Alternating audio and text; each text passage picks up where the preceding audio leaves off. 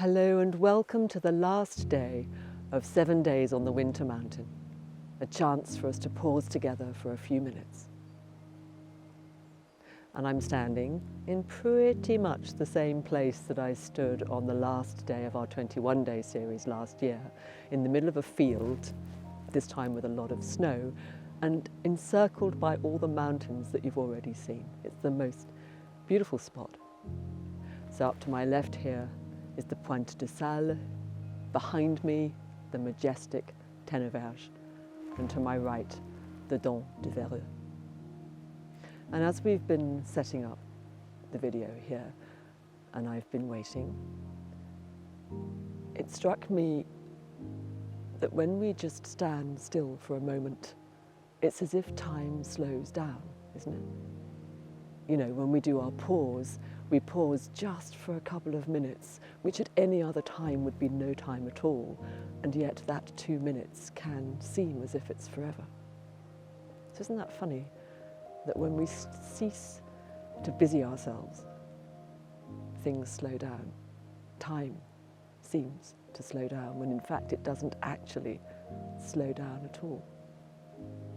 And as I've said before, you know, I do work with a lot of people who are incredibly busy, for whom life is just one big hectic race, for whom it's extremely difficult to find a moment to stop. And yet, as I've said before, it is essential. If we can't stop for ourselves, how can we possibly stop for others? If we can't form the habit of knowing what it's like to pause, how can we pause and listen to others? So I think of pausing as an act of self-kindness, so that we can be there and be kind to others. If we don't know what it feels like, it's really hard to do it for others with any sincerity. And I was thinking this morning about one of my favourite poets, an Irish poet, John Donaghy, who was a poet, an author, a priest earlier in his life, a theologian and a philosopher.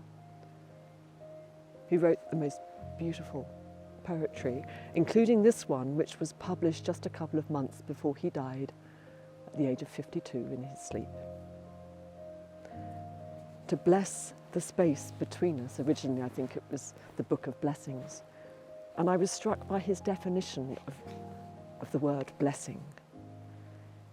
He explains blessing as a way of life, as a lens through which the whole world is transformed.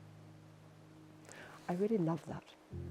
And I think I know I've spoken about it in this series, indeed just yesterday, about, you know, noticing what we notice and how we notice it, noticing how we see things, realizing that actually what is there objectively can be transformed for the good or for the bad through our own lens. Just knowing that that's true, remembering it in any moment. And if I may, I'd like to read you one of my favourite poems that a friend of mine brought back to my mind recently when she sent it out by email to her community. And it's this. It's entitled, "For One Who is Exhausted." And I think we all know what it feels like to be exhausted. And you might well be feeling that now. So please make yourself comfortable. I'll do my best to do it justice.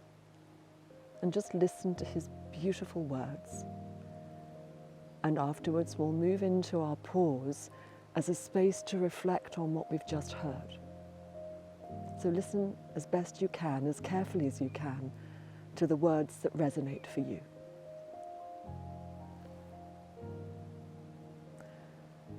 When the rhythm of our heart becomes hectic, time takes on the strain until it breaks. Then all the unattended stress falls in on the mind like an endless increasing weight. The light in the mind becomes dim. Things you could take in your stride before now become laboursome events of will. Weariness invades your spirit. Gravity begins falling inside you, dragging down every bone.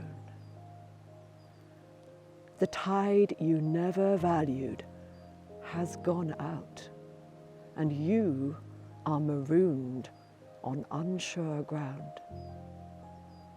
Something within you has closed down, and you cannot push yourself back to life. You have been forced to enter empty time. The desire that drove you has relinquished. There is nothing else to do now but rest and patiently learn to receive the self you have forsaken in the race of days.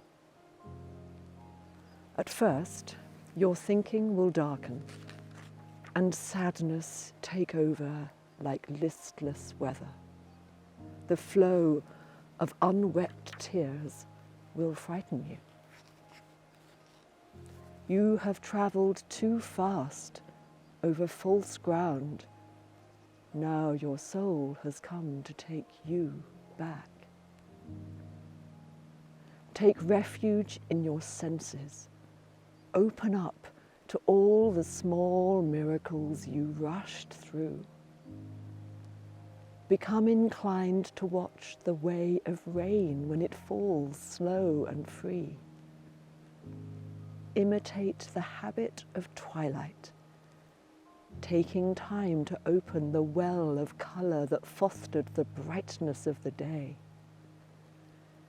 Draw alongside the silence of stone until its calmness can claim you. Be excessively gentle with yourself. Stay clear of those vexed in spirit. Learn to linger around someone of ease who feels they have all the time in the world. Gradually, you will return to yourself, having learned a new respect for your heart and the joy that dwells far within slow time.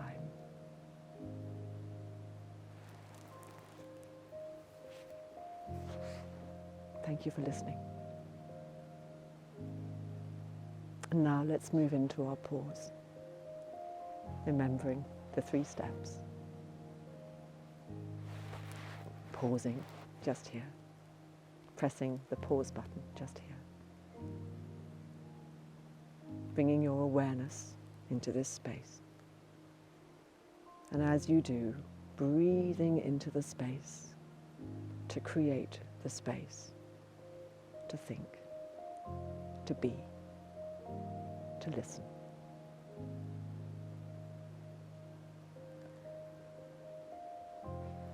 And see which of the words that I've just read of this beautiful poem you find in your mind.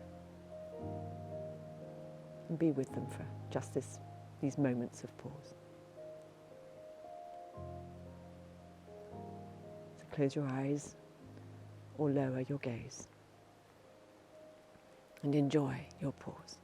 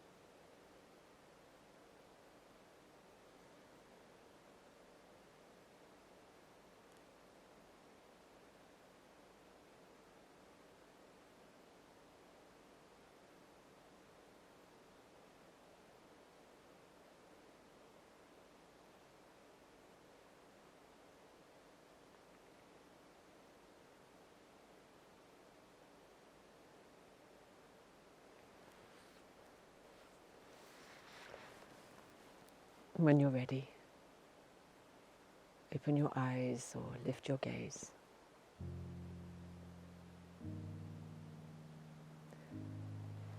Thank you for joining me today and for this whole series. It's been an absolute joy to create these videos for you, to feel the sense of your presence. I wish you as much joy as possible and as deep a joy as possible in this year ahead. Let's all hope that we'll have the freedom to travel as soon as possible, to be with our friends, to be with each other, to connect and to reconnect. And until then, I wish you peace. And thank you.